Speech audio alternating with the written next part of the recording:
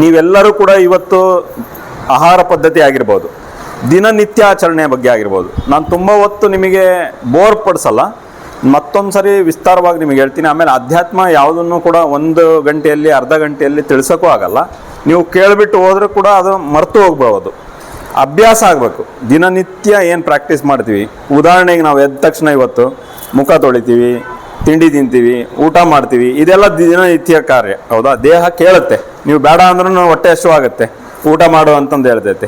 ಆ ರೀತಿಯಾಗಿ ದಿನನಿತ್ಯ ಎದ್ದ ತಕ್ಷಣವೇ ನಾವು ಕೆಲವು ನಿತ್ಯ ಕರ್ಮಗಳು ಮಾಡಬೇಕು. ಅದ್ರ ಬಗ್ಗೆ ಕೆಲವು ಸ್ವಲ್ಪ ನಿಮಗೆ ಟಿಪ್ಸ್ ಕೊಡ್ತೀನಿ. ಯಾಕಂದರೆ ಅದರಿಂದ ನಿಮಗೇನಾಗುತ್ತೆ, ನಿಮ್ಮ ಮುಖದಲ್ಲಿ ಏನು ಸುಸ್ತಾಗುತ್ತೆ, ಓಜ್ ತೇಜ್ ತಪೋಬಲ ಹೆಚ್ಚಾಗತ್ತೆ. ನಮ್ಮ ಭಾರತ ಭೂಮಿ ಪುಣ್ಯ ಭೂಮಿ, ಸತ್ಯ ಸನಾತನ ವೈದ್ಯಕೀಯ ಧರ್ಮ ಭೂಮಿ, ಇಲ್ಲೇ ಎಲ್ಲದೂ ಇರೋದು. ಇದನ್ನೇನು ಮಾಡಿದರು ಪಾಶ್ಚಾತ್ಯ ದೇಶದವರು ಸೈನ್ಸ್ ಅಂತಂದೇಳಿ ಹೆಸರು ಕೊಟ್ಟರು. ಏನು ಹೇಳ್ರಿ? ಸೈನ್ಸ್ ಅಂತ. ಆದರೆ ಅದರ ನಿಜವಾದ ಪದ ಸ್ಪಿರಿಚುಯಾಲಿಟಿ, ಅಧ್ಯಾತ್ಮ ಅಂತ. ಅಧ್ಯಾತ್ಮನ ಸೈನ್ಸ್ ಪ್ರೂವ್ ಮಾಡ್ತು. ನಾವು ಆಲ್ರೆಡಿ ಹೇಳಿದ್ವಿ 5 ವರ್ಷ 10,000 ವರ್ಷದ ಹಿಂದೆ ನಾವು ಹೇಳಿದ್ದನ್ನು ಇವತ್ತು ಪ್ರೂವ್ ಮಾಡ್ತಾ ಇರೋದೆ. ಆ ಪ್ರೂವ್ ಮಾಡ್ತಿರೋದು ಸೈನ್ಸು, ಆದರೆ ಆಲ್ರೆಡಿ ಇದೆಲ್ಲ ಇದೆ ಅಂತಂದೇಳಿ ಹೇಳಿರೋದು ಅಧ್ಯಾತ್ಮ. ಹಾಗಾಗಿ ಪ್ರತಿಯೊಬ್ಬರ ಜೀವನದಲ್ಲಿ ಅಧ್ಯಾತ್ಮ ಭಾಳ ಅವಶ್ಯಕತೆ ಇದೆ. ಉದಾಹರಣೆಗೆ ಬೆಳಿಗ್ಗೆ ಎದ್ದಾಳ್ತೀರ, ನೀವು ಎದ್ದ ತಕ್ಷಣ ಏನು ಮಾಡ್ತೀರಾ? ಎಲ್ಲರೂ ಎದ್ದ ತಕ್ಷಣ ಮೊಬೈಲ್ ನೋಡ್ತೀರ, ಹೌದಾ ಇಲ್ಲ? ಇದು ಫಸ್ಟು ಕೆಲವ್ರು ಮಾಡ್ತಾ ಇಲ್ಲ ಅನ್ಸುತ್ತೆ, ಎಲ್ಲರೂ ಅಂತ ಹೇಳಲ್ಲ.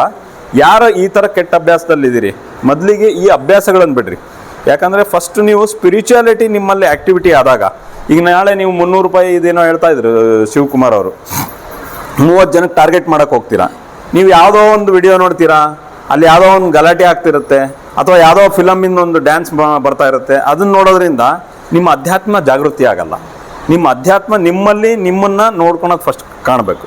ನಿಮ್ಮಲ್ಲಿ ನೀವು ಆತ್ಮದಲ್ಲಿ ಪರಮಾತ್ಮ ಇದ್ದಾನೆ, ಆತ್ಮದಲ್ಲಿ ಪರಮಾತ್ಮ ಇದ್ದಾನೆ. ಅದನ್ನು ಫಸ್ಟ್ ನಾವು ಜಾಗೃತ ಮಾಡಬೇಕು. ಅದನ್ನು ಜಾಗೃತ ಮಾಡಬೇಕಂದ್ರೆ ಹೆಂಗೆ? ಬೆಳಿಗ್ಗೆ ಎದ್ದ ತಕ್ಷಣ ಮೊಬೈಲ್ ನೋಡಬಾರ್ದು. ನಿಮಗೆಲ್ಲರಿಗೂ ಗೊತ್ತಿದ್ದೇ ಇರುತ್ತಿದ್ದು, ಬಿಟ್ಟಿದ್ದೀರಾ ಅಷ್ಟೇ. ನಾವೇನು ಮಾಡಿದ್ದೀವಿ, ಬರ್ತಾ ಬರ್ತಾ ಬರ್ತಾ ಇದೇನು ಸೋಷಲ್ ಮೀಡಿಯಾ ಬಂತು, ಮೊಬೈಲ್ಸ್ ಬಂತು, ವಾಟ್ಸಪ್ ಬಂತು, ಇನ್ಸ್ಟಾಗ್ರಾಮ್ ಬಂತು, ಫೇಸ್ಬುಕ್ ಬಂತು, ಬೇರೆಯವರು ಏನು ಮಾಡ್ತಾ ಇದ್ದಾರೆ ಅನ್ನೋದು ನೋಡಕತ್ತಿದ್ದೀವಿ ಹೊರತು ನಾವೇನು ಮಾಡ್ಬೇಕನ್ನೋದು ಮರ್ತಿದ್ದೀವಿ. ಸರಿನಾ?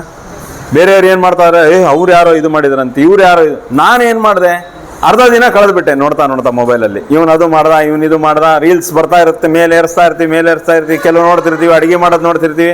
ಒಬ್ರು ಯಾರೋ ಹಿಂಗೆ ಅಡುಗೆ ಮಾಡ್ತಾ ಇರ್ತಾಳೆ, ಅದಕ್ಕೆ ಲೈಕ್ ಮಾಡಿ, ಶೇರ್ ಮಾಡಿ, ಕಮೆಂಟ್ ಮಾಡಿ. ಏನು ಬಂತು? ಆ ಮನೆಗೆ ದುಡ್ಡು ಬಂತು ಮಾಡ್ತಿರೋರಿಗೆ. ನಿಮಗೇನು ಬಂತು? ನಿಮ್ಮ ಮೊಬೈಲ್ ಡಾಟಾ ಹೋಯ್ತು, ಟೈಮ್ ವೇಸ್ಟ್ ಆಯಿತು, ನಿಮ್ಮ ಕ್ರಿಯೇಟಿವಿಟಿ ಝೀರೋ. ನಿಮ್ಮ ಕ್ರಿಯೇಟಿವಿಟಿನ ನೋಡಿ, ಬೇಡ ಅನ್ನಲ್ಲ. ಮೊಬೈಲ್ ಆ್ಯಕ್ಚುಲಿ ನೋಡಲೇಬೇಕು. ಯಾಕಂದರೆ ಟೆಕ್ನಾಲಜಿ ಏನಿದೆ ಆದರೂ ಸರಿಯಾಗಿ ನಾವು ಹೋಗೋಂಥ ಅವಶ್ಯಕತೆ ಇದೆ. ಆದರೆ ಮೊಬೈಲಲ್ಲೇ ನೀವು ಮುಳುಗ್ಬಿಟ್ರೆ, ನಿಮ್ಮ ಮಕ್ಕಳು ಅಷ್ಟೇ. ಇವತ್ತು ಸಣ್ಣ ಮಕ್ಕಳುಗಳಿಗೆ ಮೊಬೈಲ್ ಕೊಡ್ತಾರೆ, ಅದರೊಳಗೆ ಟಾಮ್ ಆ್ಯಂಡ್ ಜೆರ್ರಿನ ಏನೊಂದು ಹಾಕ್ತಾರೆ, ಅದು ಊಟ ಮಾಡ್ತಾ ಇರ್ತೈತಿ, ಇಲ್ಲಿ ಇವರೆಲ್ಲೋ ಇರ್ತಾರೆ. ಇದೆಲ್ಲ ನೀವು ಸಾಮಾನ್ಯವಾಗಿ ನೋಡಿದ್ದೀರ, ಹೌದಾ? ಈ ಅಭ್ಯಾಸವನ್ನು ನಾವು ಯಾವಾಗ ಕಡಿಮೆ ಮಾಡ್ತೀವಿ, ಆವಾಗ ನಾವು ನಮ್ಮನ್ನು ಜಾಗೃತ ಮಾಡ್ತೀವಿ. ನಮ್ಮನ್ನು ನಾವು ನೋಡ್ಕೊಂಡಾಗ ಜಗತ್ತು ನಮ್ಮನ್ನು ನೋಡುತ್ತೆ. ಅರ್ಥ ಆಗ್ತೈತಲ್ಲ?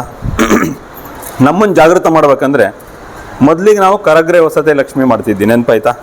ಎದ್ದ ತಕ್ಷಣ ಕೈ ಇದು ಮಾಡಿ, ಕರಗ್ರೆ ವಸತೆ ಲಕ್ಷ್ಮಿ, ಕರ ಮಧ್ಯೆ ಸರಸ್ವತಿ, ಕರ ಮೂಲೆ ಸ್ಥಿತೇ ಗೌರಿ, ಪ್ರಭಾತೆ ಕರ ದರ್ಶನಂ. ಇವತ್ತಿಂದ ಎಲ್ಲರೂ ಮಾಡ್ಬೇಕು ಇಲ್ಲಿ ಸೆಷನ್.